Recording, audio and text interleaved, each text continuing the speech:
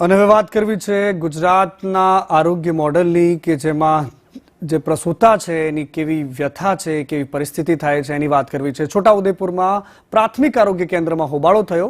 મોટી સડેલી પ્રાથમિક આરોગ્ય કેન્દ્રમાં પ્રસૂતાનું મોત થયું છે અને આ મોત થતા પરિવારજનોએ આક્રોશ એમનો જે સામે આવ્યો હતો।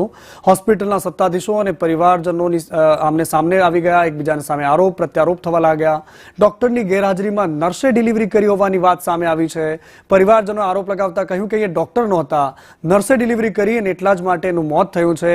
108ની ટીમ પણ મોડી આવી અને એના કારણે પ્રસૂતાની પીડા વધારે ઉપડી। ત્યારબાદ હોસ્પિટલમાં પણ એમ્બ્યુલન્સમાં ઓક્સિજન અને સ્ટાફ નહોતો, એટલા માટે અમે હોસ્પિટલની જે એમ્બ્યુલન્સ છે ન મોકલી શક્યા, જેથી કરીને અમે 108 બોલાવી હતી તેવું હોસ્પિટલના સત્તાધીશો કહી રહ્યા છે। પરંતુ અત્યારે એક પ્રસૂતાનું મોત થઈ ગયું છે।